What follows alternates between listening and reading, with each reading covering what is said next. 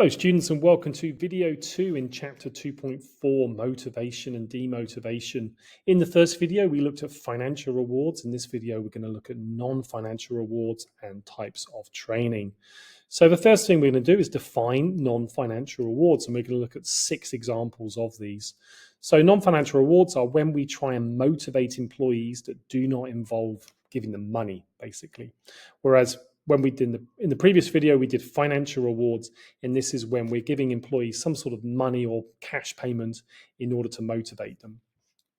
So the first one we're going to look at is job enrichment, and this is when we will change an employee's job in order to give them more challenging and demanding tasks. So we're adding new tasks which in theory are more complex.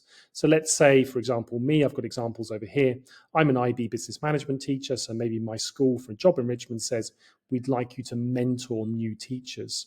So in theory, this would be a new task because I don't do it at the moment, and it would be more complex because it's something I'd need to learn how to do. The second one would be job enlargement, which is changing an employee's job by adding more tasks similar to what they're already doing. Now, this again would be new similar tasks. It could in theory be tasks that they're already doing as well. So for example, for me, job enlargement might be teaching another class of IB business management or some sort of economics class as well. Final one is called job rotation, and this is when we move employees around the business. Here we would move them to different jobs in the business at a similar level of complexity, and here we'd be adding new tasks in different areas. This is very common with internships, where with an internship maybe you work for 3 months in different parts of the business. For me, job rotation might be getting me to teach an IB maths class because it's a different area, and it's something which would be different to what I'm doing at the moment. Though in the past I have taught maths, so it wouldn't be that different to what I've done in the past. So if we look at some pros and cons of job enrichment as opposed to job enlargement, remember job enrichment means we're adding more complex tasks. So one of the benefits here is employees can develop new skills. So this can be quite motivating. So for me, if I move my head, this would be mentoring new teachers. So in theory, this might be quite motivating because I get to do something different. So it would be learning a new skill, which I might be able to use in the future. One of the issues, it might require employee training. If you're giving employees new, more complex tasks, then you might have to give them some sort of training so that they can actually do that job quite competently. If we look at job enlargement, they're now going to have a variety of tasks. So rather than just teaching IB business, maybe I get to teach different types of subjects. The issue is that employees might just see it as extra work. If you look at job enlargement, basically we're adding more tasks to the job. So effectively the job is becoming larger. And now some people think, well, why is that motivation? Why would that be a non-financial reward that you're getting employees to do more work? Well, here, because there's a variety, the idea is because we're doing different things, that would then become motivational. But again, employees might just see it as extra work. So businesses need to make sure that if they're going to give more tasks, then they need to have some sort of variety there rather than just dumping more stuff on that employee, because that might not be very motivational. Okay, moving on to the second set of 3 motivational non-financial rewards. The first one is called empowerment. You've probably heard this term before, but in a business, this would be allowing employees some sort of autonomy over their jobs. So either what they do in their job or how they do it, or some sort of way where they can have some decision-making power over their job. So some examples might be maybe employees get to choose their own work hours, or maybe employees can choose to work at home some days. So some businesses allow employees, they can choose some days whether they work from home or they work in the office. And this is empowerment because employees then have some sort of power, if you like, some sort of way of making a decision about how or what they do in their job. And this fits really well with laissez-faire leadership, which we did in the previous chapter. Laissez-faire is where you kind of allow employees to get on with their job without influencing them too much, and to give them some sort of decision-making power. Some pros and cons, where employees feel trusted. And generally, when people work in high trust environments, then they tend to be more motivated. And there's always benefits of having employees that are motivated. There's also the possibility of developing new skills. So if employees work from home or they choose their own work hours, then again, they're going to have take some ownership over those decisions. And if there are other examples of empowerment, then they may involve new skills to be developed. There may well be training costs. So if you're going to have employees choosing or making decisions about their work, then there may well be some training involved. And also employees might not have the best skills to choose best. So, if you give employees the chance to work from home, are they going to use that time the most productively? It depends on the employees, but you need to make sure that you have employees who are able to be empowered and make good decisions. And that may well require training. Next, purpose, or the opportunity to make a difference. And this is basically when employees have the chance of making a difference in the world, which means to help the lives of others overall.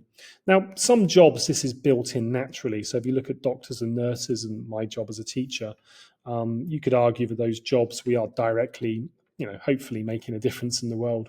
But some jobs that might be more difficult. And in those situations, maybe businesses can provide charitable work opportunities. And in this situation, employees might see, well, okay, we're raising money for charity or something like that. So they can therefore see that there's more of a purpose in their job. But some jobs lend themselves naturally more to purpose than others. And the final one is teamwork, which is when effectively employees can work together. So a job is organized so that groups of workers can work together. Now, this might be formal. If it's formal, maybe there are production teams where people work together formally to actually do production or whatever they're doing within the job, or maybe more informally where the business might encourage people to work together on a project. And the idea is that some people like working in a team. And it's a bit like, with learning as well. Some people like to learn together, some people don't. And that will and in that situation, maybe empowerment's good, where employees are trusted to make that decision themselves. Right, so that's the non-financial rewards covered. Now we're going to finish off by covering 3 different types of training. So hopefully we know what training means, but I'll just define it anyway. This is where employees can gain knowledge and skills. And in a business context, this would clearly be relevant to their role in the business. So training can happen beyond the business, but within a business context, then the business is going to design it so that it makes employees better at their job by giving them more knowledge or skills. In the business context, this can also be called professional development, or PD, if you like. So the 3 types we're going to look at. The first one is called induction training, and this is the training received when the employees start the job.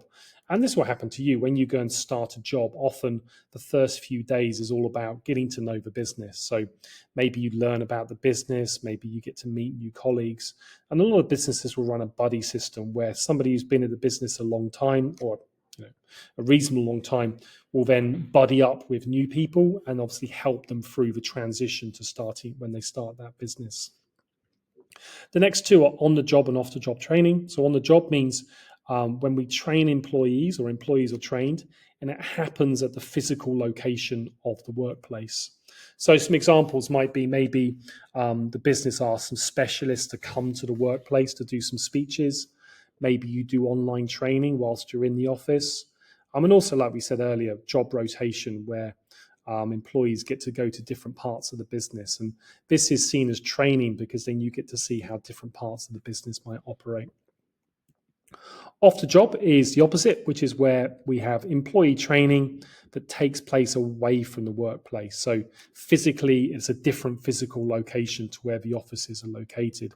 So some examples might be away days.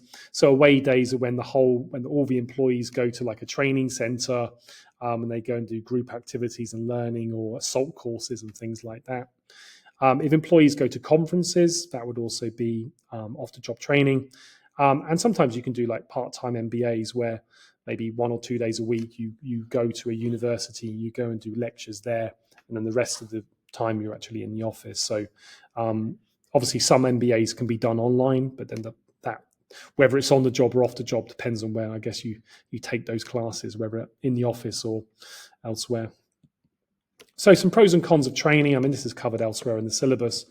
Employees generally feel more valued. Assuming the training is good and useful, then employees will be like, well, the business is paying for us to be trained, so that can be quite motivational.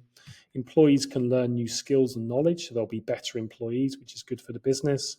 And again, employees become more productive as they become more skilled and more knowledgeable, which again is good for the business.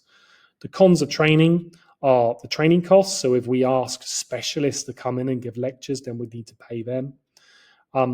If we send employees on training, well, whilst they're doing the training, they're not working, and therefore there's time not working. So the business will will miss out on what the employees could be doing during that time. Also, the training might not be beneficial. So if the training is not very good, then there's all the costs of the training, but there's none of the pros.